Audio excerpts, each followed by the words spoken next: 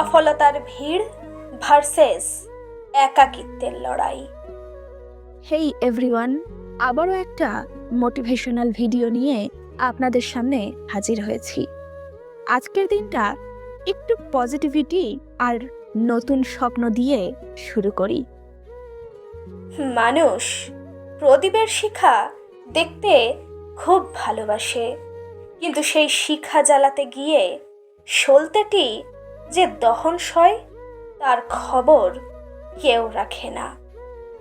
তেমনি আপনার বেকারত্বের দিনগুলো হলো সেই অন্ধকারের অধ্যায়, যা কেবল আপনাকে একাই পার করতে হয়। বেকারত্ব মানে শুধু পকেটে টাকা না থাকা নয়, এটি একটি গভীর মানসিক নিঃসঙ্গতা। এক সময়ের ঘনিষ্ঠ বন্ধুদের ফোন আসা কমে যাওয়া, আত্মীয় স্বজনের অবজ্ঞাসূচক দৃষ্টি আর চারপাশের খোঁচা মারা কথা আপনার আত্মবিশ্বাসকে কুরে কুরে খায়। এই সময়টাই আসলে জীবনের সবচেয়ে বড় পাঠশালা, যা আপনাকে চিনিয়ে দেয় কে আপনার আপন আর কে আপনার অবস্থার সাথী। কিন্তু যেই মুহূর্তে আপনি সফলতার মুখ দেখবেন আপনার চারপাশে পৃথিবীটা এক লহমায় বদলে গেছে। যারা বছরের পর বছর আপনার খোঁজ নিতে ভুলে গিয়েছিল, হঠাৎ করেই তারা আপনার শুভাকাঙ্ক্ষী হয়ে হাজির হবে।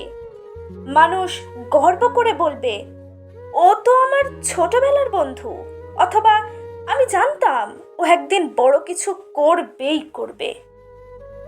অথচ আপনার কষ্টের রাতে তারা এক গ্লাস জল নিয়েও আপনার পাশে দাঁড়ানোর প্রয়োজনটুকু বোধ করেনি। আপনার বর্তমান উজ্জ্বলতার ভিড়ে তারা আপনাকে সেই পুরনো ছেঁড়া জুতো বা রাত জাগা ক্লান্তির কথা নিমিষেই ভুলে যাবে। তাই এই জীবনের সমীকরণ থেকে আমাদের দুটি জিনিস শেখার খুব দরকার আছে। এক, মানুষকে চিনতে শেখা।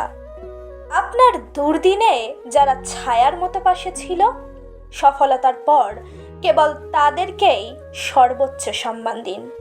বাকিদের সাথে সৌজন্যতা বজায় রাখতেই পারেন, কিন্তু হৃদয়ে জায়গা দেবেন না। 2, নিজের উপর বিনিয়োগ। পৃথিবী কিন্তু আপনাকে তখনই মূল্যায়ন করবে যখন আপনার দেওয়ার মতো কিছু থাকবে। তাই মানুষের অবহেলায় ভেঙে না পড়ে সেই জেদকে শক্তিতে রূপান্তর করুন। অবশেষে মনে রাখবেন, যার সাথে আপনার শূন্য পকেট ভাগ করার সাহস ছিল না, আপনার পূর্ণ পকেটে ভাগ বসানোর কোনো নৈতিক অধিকার অন্তত তার নেই। নিজের কঠিন সময়টাকে সম্মান করতে শিখুন। আজকের পরিশ্রমই নিশ্চিত করবে আগামীকাল কারা আপনার সাথে সেলফি তোলার বা আপনার পাশে দাঁড়ানোর যোগ্যতা অর্জন করেছে। হেই এভরিওয়ান, আসসালামু আলাইকুম।